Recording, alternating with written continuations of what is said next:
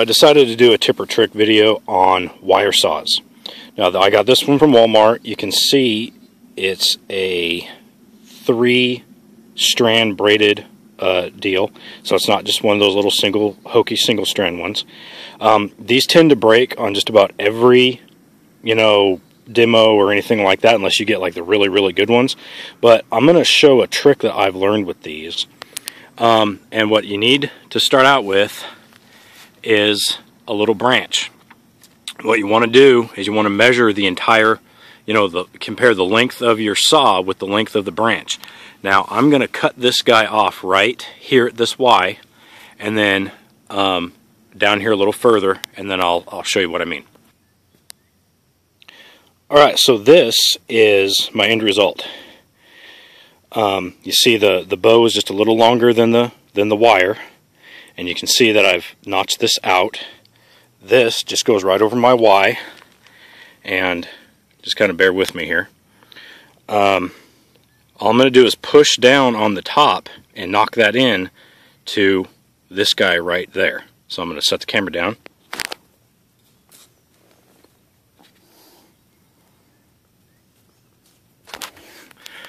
I apologize for that, but now you can see this is done up like a bow saw. And what this allows you to do is cut on wood like so, more like a pruning saw. And yes, this will take a while.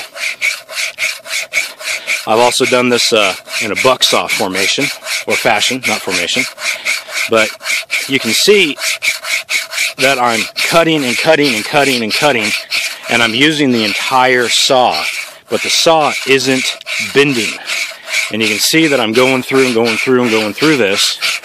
I've got a pretty good chunk here. I'm just cutting this dead standing deal. And this isn't perfect by any means. This is just for demonstration purposes. But, I'm cutting and cutting and cutting and cutting and cutting. And I'm sorry if it's boring, but I'm just trying to make a point that when you bend, like if I were to wrap the saw around that and then, work it at pulling it, on this side and then this side, that I'm going to wear that saw out because I'm bending it. Like, you can take a piece of baling wire, bend it, and start working on it, and it'll break. It'll just snap off. But, you can see I've cut into this guy, and this is cedar. It's a hardwood, considered a hardwood. And,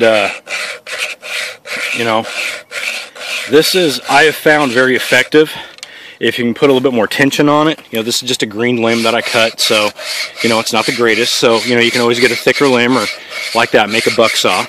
But this is just something simple that you can do. And, I'm just demonstrating how much pressure, or not pressure, but how much work, I can put on this. So these aren't a completely worthless tool. It's just you have to know how to use them. What this would be great for is, pruning off little pieces or precision cuts. I actually took one of these and I made 2 very small, like 8-inch buck saws, and what they excelled at was notches. So like if you took one of these, made a buck saw, went ahead and broke it, made a buck saw, you could actually get 2, you'd have 2 blades versus one of these. Or if you did break it, you can actually notch with this very well. Come to this, and you can cut into it, and then, say you're trying to make a figure 4 deadfall or something, notch into it,